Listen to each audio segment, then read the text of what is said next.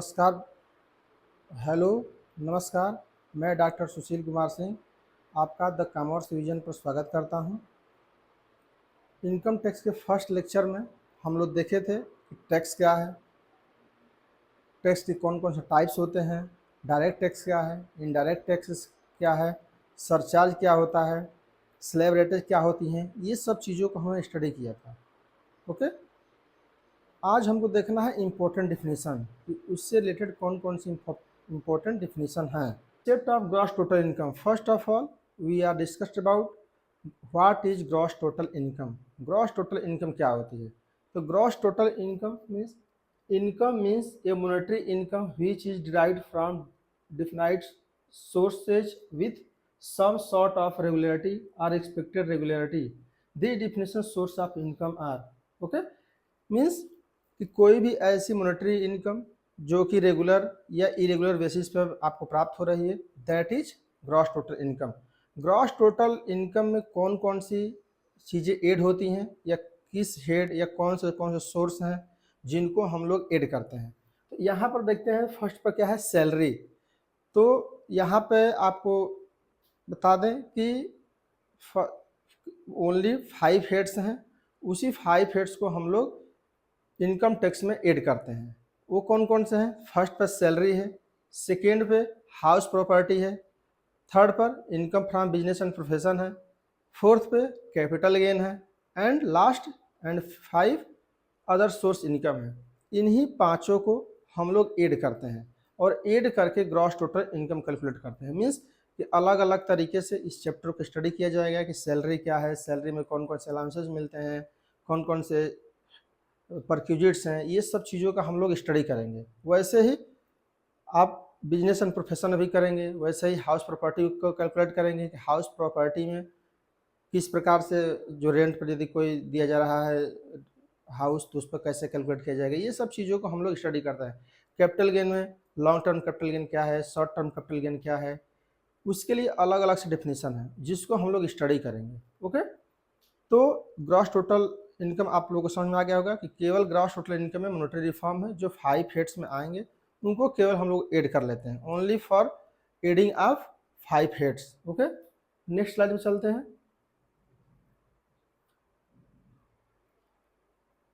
Total income क्या है? Means total income means the amount left after making the deduction under section 80C to 80U। Means कि total income कब माना जाएगा? जो ग्रॉस टोटल इनकम आप कैलकुलेट किए हैं, जो वैल्यू ग्रॉस टोटल इनकम की आई है, उस ग्रॉस टोटल इनकम में से आप 80C to 80U deductions less कर देते हैं। आफ्टर दैट जो वैल्यू आपको प्राप्त होती है that is total income. Okay, तो टोटल इनकम में केवल डिडक्शंस को लेस किया जाता है एंड जो ग्रॉस वैल्यू की इनकम होती है वही टोटल इनकम हो जाती है। ओके, तो डिफरेंस क्या है gross total income and total income में? First aggregate of various heads of income is called gross total income. Means मैंने अभी बताया कि जो वेरियस हेड्स हैं उस वेरियस हेड से जो एड होते हैं केवल उन्हीं को ग्रॉस टोटल इनकम कहा जाता है। इसमें क्या है, after deduction under section 80C to 80U balance is called total income. Means कि जो 80C to 80U डिडक्शंस दिए गए हैं उस डिडक्शन से आप माइनस कर लेते हैं, जो आती है value that is total income. Next है gross total income is not round up. Means round up means ऐसा नहीं है कि जिससे राउंड अप हम लोग समझते हैं जैसे 5 से ऊपर होता है तो उसको 10 मान लेते हैं, 5 से कोई वैल्यू नीचे होती है तो उसको हम लोग 0 मान लेते हैं। तो ये सब चीज़ें आपको ग्रॉस टोटल इनकम के साथ नहीं करनी होती है। ओके, राउंड अप कब करना है? That is total income round up of the nearest multiple of RS10। Means 10 के नज़दीक करनी है, या तो 5 से नीचे है तो उसको 0 पे ला दीजिए, या 5 से नीचे है तो उसको 10 तक लेकर चले जाइए। ओके, मीन्स कि आपको 10 से के पास रखना है, जैसे 10 है, 20 है, 30 है, इस टाइप से आपको वैल्यू को लास्ट में आनी चाहिए। ऐसा नहीं है कि किसी की इनकम है 1,33,000 33 रुपीज़, ऐसे नहीं होना चाहिए। ओके, तो आपको 10 के राउंड फिगर में ही वैल्यू को ऐड करनी है। नेक्स्ट है gross total income can not be less then total income. तो आप जानते हैं लॉजिक से कि ग्रॉस टोटल इनकम कभी भी टोटल इनकम से नहीं ज़्यादा हो सकती है। Okay, total income can be equal to GTI, mean gross total income से ज़्यादा भी हो सकती है और कम भी हो सकती है। इक्वल मीन्स इक्वल भी हो सकती है और कम भी हो सकती है। ओके, मीन्स इसलिए क्योंकि ग्रॉस टोटल इनकम में से डिडक्शन हटाएंगे तो कम हो जाएगी, और यदि नहीं हटाएंगे, कोई भी आप डिडक्शंस नहीं लिए हैं, तो इक्वल हो जाएगी। ओके, नेक्स्ट है agriculture income is not included in GTI. यहाँ पर क्या है कि agriculture income gross total income में इंक्लूड नहीं होती है, बट यदि if you are calculated total income then add agriculture income exceed means 5000 से यदि आपकी एग्रीकल्चर इनकम ज़्यादा है तो आपको टोटल इनकम में उसको ऐड करनी पड़ेगी। ओके, नेक्स्ट स्लाइड पे चलते हैं। Meaning of SSC. एसएससी क्या है? मीन्स करदाता, tax payer. What is tax payer या व्हाट इज एसएससी? एसएससी कौन है?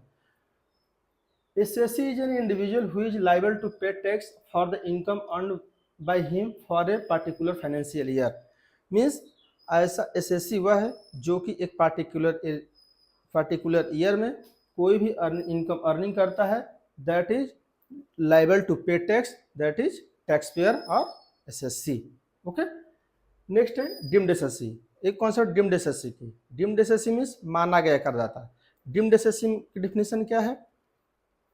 A person who is deemed to be an assessee for some other person he is called deemed assessee. For example, after the death of a person, means यदि मान लीजिए कि कोई person है जिसकी death financial year के बीच में हो जाती है, क्योंकि ऐसा तो निश्चित नहीं है कि 31 मार्च को ही डेथ होगी और उसके बाद टैक्स दे दिया जाएगा। मान लीजिए किसी फाइनेंशियल ईयर में कोई पर्सन अर्निंग कर रहा है, उस अर्निंग को असेसमेंट करने से पहले उसकी डेथ हो जाती है, तो जो उसका रिप्रेजेंटेटिव होगा वह नेक्स्ट ईयर के असेसमेंट ईयर में वो टैक्स को पेमेंट करेगा। यहाँ पर यही बात बताई जा रही है कि जो भी असेसमेंट ईयर है उसमें यदि डेथ पर्सन नहीं है तो जो उसका रिप्रेजेंटेटिव होगा उस रिप्रेजेंटेटिव के द्वारा टैक्स पेड किया जाएगा, असेसमेंट ईयर में टैक्स पे किया जाएगा। ओके, नेक्स्ट क्या है? A person representing a foreigners और माइनर और lunatic is treated as deemed assessee. Means कोई फॉरेनर है या कोई माइनर है, ये सब चीज़ों के लिए भी जो उसका रिप्रेजेंटेटिव होगा, लीगल रिप्रेजेंटेटिव होगा, उसके द्वारा टैक्स पेमेंट किया जाएगा। Okay, SSC in default.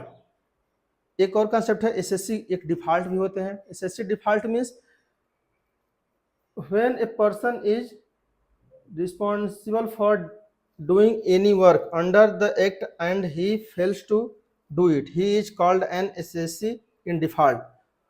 Assessee in default क्या है कि जो भी आपको रिस्पॉन्सिबिलिटी दिया गया था बट आपने फुलफिल नहीं कर पाया, उस फुलफिल न करने के कारण आप पर ये मान लिया गया है कि आप डिफ़ॉल्ट कर रहे हैं, आप डिफ़ॉल्ट किया है। बेसिकली इसमें एक कंडीशन आता है डिफ़ॉल्ट एसएससी में कि जैसे एम्प्लॉयर जो एम्प्लॉई को सैलरी देता है तो according to income tax law TDS deduct करने की प्रावधान है। Tax deduction at source means जहाँ पे इनकम जनरेट हो रही है, सोर्स हो रही है, वहीं पे जो इनकम व्यक्ति को दी जाएगी उस पर टीडीएस काट करके दिया जाएगा, और ये रिस्पॉन्सिबिलिटी किसके पास है? एम्प्लॉयर के पास।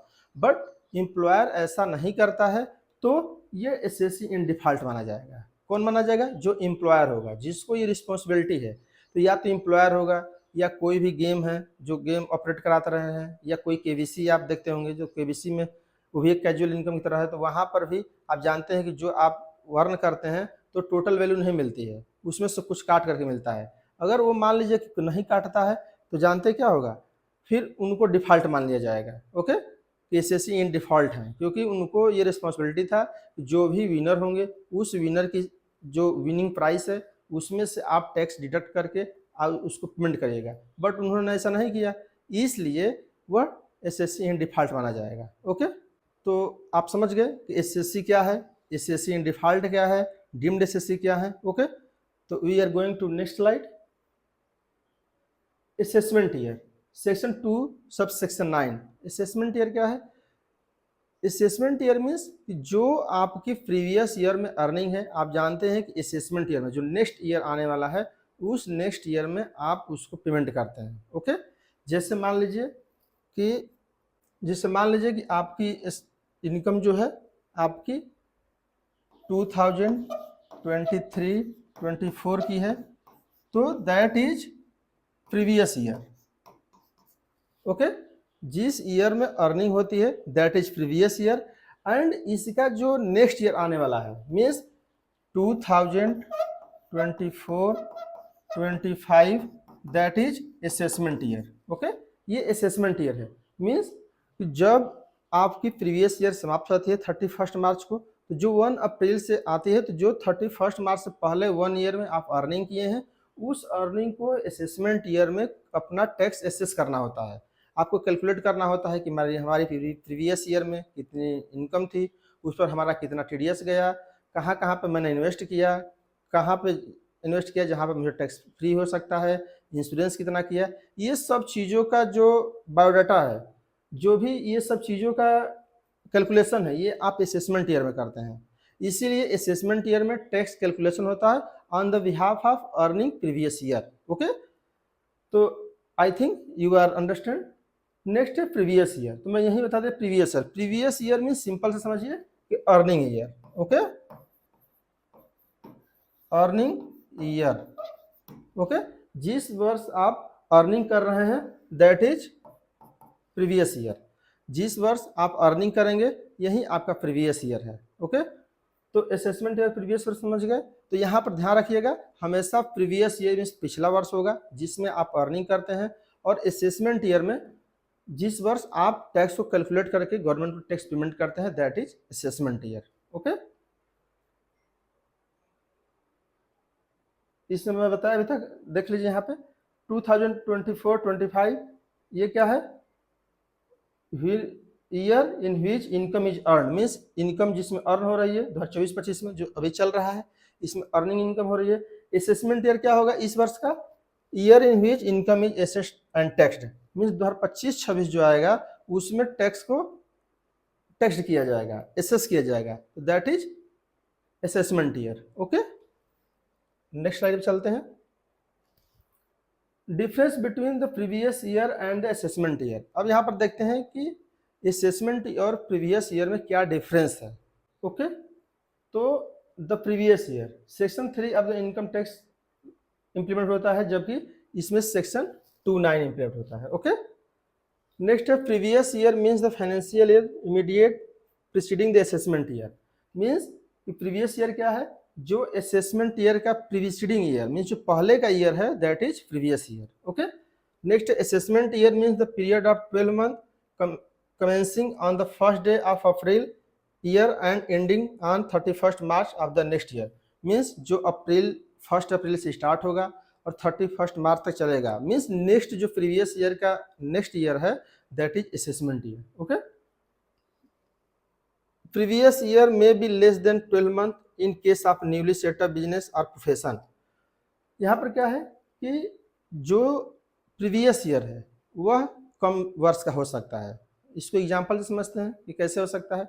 जैसे मान लीजिए कोई आप न्यू बिजनेस ऑपरेट कर रहे हैं, ओपन कर रहे हैं, तो आप जानते हैं कोई भी न्यू बिजनेस ओपन कर रहे हैं या कोई भी न्यू सैलरी अर्न कर रहे हैं या कोई प्रोफेशन अर्न कर रहे हैं, तो ऐसा तो नहीं है कि आपको 1 अप्रैल से ही आपको सैलरी मिलेगी या 1 अप्रैल से ही आपको जॉब लगा होगा या 1 अप्रैल से ही आप बिजनेस ऑपरेट करेंगे या 1 अप्रैल से ही आप न्यू बिजनेस ओपन करेंगे। ये बीच में भी हो सकता है, जुलाई में हो सकता है, अगस्त में हो सकता है, सितंबर में हो सकता है, जनवरी में हो सकता है।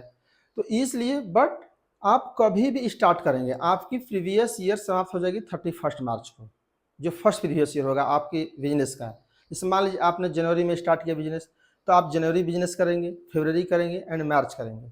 3 महीने बाद आपको ईयर समाप्त हो जाएगा जो अर्निंग ईयर होगा प्रीवियस ईयर, और आफ्टर दैट जो नेक्स्ट ईयर आएगा वह आपका 12 मंथ का ही होगा असेसमेंट ईयर। आप उसमें जो 3 महीने में अर्निंग किए हैं उसको आपको कैलकुलेट करना है। ओके, जब आपका नेक्स्ट ईयर आ जाएगा फिर आप नॉर्मल हो जाएंगे, फिर 1 अप्रैल से आप 31 मार्च तक कैलकुलेट करेंगे। ओके, तो यहाँ पर ध्यान रखना है assessment year will be always be for a period of 12 month. Means आप जानते हैं कि बिजनेस ऑपरेट हो सकता है बीच में, असेसमेंट ईयर तो डेफिनेटली 12 मंथ का ही होगा, क्योंकि ऐसा तो नहीं है कि असेसमेंट ईयर आपके लिए कम हो जाएगा, ऐसा नहीं होगा। केवल आप सिंपल सी बात समझिए कि यदि आप 1 अप्रैल के बाद कभी भी आप कोई भी न्यू बिजनेस ऑपरेट करते हैं, कोई भी बिजनेस प्रोफेशन ऑपरेट करते हैं, ओपन करते हैं, कोई भी नया जॉब प्राप्त करते हैं, सैलरी पाते हैं, तो हो सकता है कि आप 31 मार्च तक 2 महीने की सैलरी पा रहे हैं, या 2 महीने आप बिजनेस अभी चलाए हों, या 4 महीने चला रहे हों, उसी की यहाँ बात की जा रही है। ओके, नेक्स्ट है the year in which income is earned is known as the previous year, means income जिसमें आप अर्न करते हैं that is previous year. The next year in which the previous year income become taxable, means जिस वर्ष ये income taxable होती है that is assessment year. Okay, अब चलते हैं नेक्स्ट स्लाइड पे। Person include the following, means person में कौन कौन से इंक्लूड होते हैं, क्योंकि पर्सन की डेफिनेशन बहुत ब्रॉड है, ऐसा नहीं समझना है कि पर्सन में केवल व्यक्ति ही आते हैं। ओके, तो पहले देख लेते हैं क्या है पर्सन में। फर्स्ट है एन इंडिविजुअल, मीन्स पहला क्या है इंडिविजुअल, व्यक्ति, जैसे हम लोग हैं ये इंडिविजुअल्स हैं। ओके, नेक्स्ट है a Hindu undivided family, HUF, HUF means Hindu undivided family, means Hindu undivided family का सिंपल कॉन्सेप्ट ये है कि हिंदू में माना जाता है कि एक कर्ता होता है जो कि एक बिजनेस को ऑपरेट करता है ज्वाइंट फैमिली में, और उसके जो भी घर में बाई मेंबर होते हैं वो by birth he member generate हो जाते हैं। ओके, मिल जाते हैं, इसीलिए हिंदू अनडिवाइडेड फैमिली की भी हो सकता है कि बिजनेस कोई ऑपरेट हो रहा हो जो कि एक करता हो, 2-4 लोग उसके मेंबर हो जो घर के, और लोग काम कर रहे हो साथ में, लेकिन उसमें एक मालिक हो और सभी को बिजनेस ऑपरेट मिलजुल के कर रहे हैं, तो दैट इज HUF। ओके, एक कंपनी आप जानते हैं that is a artificial person. Okay, A firm including limited liability partnership, means इसमें फर्म भी आती हैं जो LLP होती हैं, लिमिटेड लायबिलिटी पार्टनर्स, वो भी इसमें इंक्लूड होते हैं। ओके, नेक्स्ट है a association of person, a body of individual whether incorporated or not, means चाहे बॉडी ऑफ इंडिविजुअल्स हों चाहे एसोसिएशन ऑफ पर्सन हो, ये सब भी इसमें आते हैं। ओके, तो यहाँ पर ये ध्यान रखना है एसोसिएशन ऑफ पर्सन मीन्स कि जो ये पर्सन है, सिंपल से मतलब यही है इसमें, जो ये पर्सन इंपॉर्टेंट है इसमें, और इसमें इंडिविजुअल इंपॉर्टेंट है। ओके, तो यहाँ पर जैसे है पर्सन, यहाँ पे पर्सन इंपॉर्टेंट है, यहाँ पे इंडिविजुअल इंपॉर्टेंट है, तो जो एसोसिएशन ऑफ पर्सन है उस एसोसिएशन ऑफ पर्सन में जो ये पूरे पर्सन है कोई भी एसोसिएशन से वर्क कर रहे हैं, मीन्स ये कुछ लोग मिल करके, जैसे मान लीजिए इंडिविजुअल भी हो सकता है, HUF भी हो सकता है, कंपनी भी हो सकती है, या लोकल अथॉरिटी भी हो सकती है, कोई भी जो मिल करके वर्क कर रहे हैं that is association of person. Okay, body of individual means केवल इंडिविजुअल मिल करके ही वर्क कोई कर रहे हैं, परफॉर्म कर रहे हैं, और कुछ समय बाद वो समाप्त हो जाता है। जैसे मान लीजिए कोई रोड बन रहा है, कोई ब्रिज बन रही है, कोई यूनिवर्सिटीज बन रही है, कोई बिल्डिंग बन रही है, उस बिल्डिंग को बनाने के लिए आपने एसोसिएशन ऑफ पर्सन या बॉडी ऑफ इंडिविजुअल्स की एक फर्म तैयार किया और उसके आधार पर आपने वर्क कर रहे हैं, और आप जानते हैं कि जो ही वह वर्क, जो भी आपका एम है कि बिल्डिंग बनाना है या रोड बनानी है या ब्रिज बनानी है, वह ब्रिज बनने के बाद जो ही ब्रिज समाप्त हो जाएगा तो वह जो आपका एग्रीमेंट है, जो आप बॉडी ऑफ इंडिविजुअल के एग्रीमेंट है, जो एसोसिएशन ऑफ पर्सन का एग्रीमेंट है, वह सभी डिजॉल्व हो जाएगा। ओके, और नेक्स्ट यदि कोई भी वर्क करना होगा तो न्यू एग्रीमेंट, न्यू तरीके से सब कुछ करना होगा। तो यहाँ पर यही है, यदि ये भी कंडीशन है कि कुछ लोग मिल करके किसी वर्क को कर रहे हैं तो वो भी वो पर्सन के डिफिनेशन के अंतर्गत इंक्लूड होते हैं। ओके,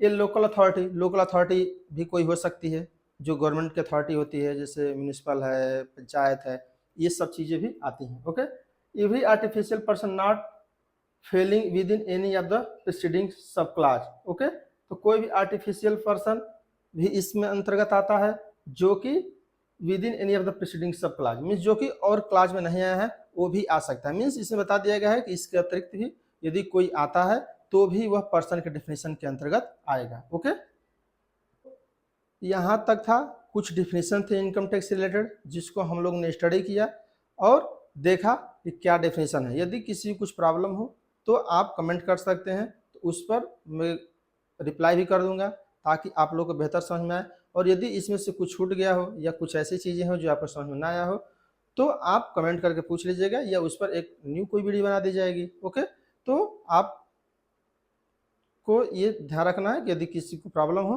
तो आप कमेंट कर सकते हैं, पूछ सकते हैं। ओके, तो यहीं तक वीडियो को समाप्त करते हैं। यदि आपको इससे कोई भी लाभ हुआ हो तो निश्चित रूप से आप इसको शेयर करिए, सब्सक्राइब करिए। Thank you.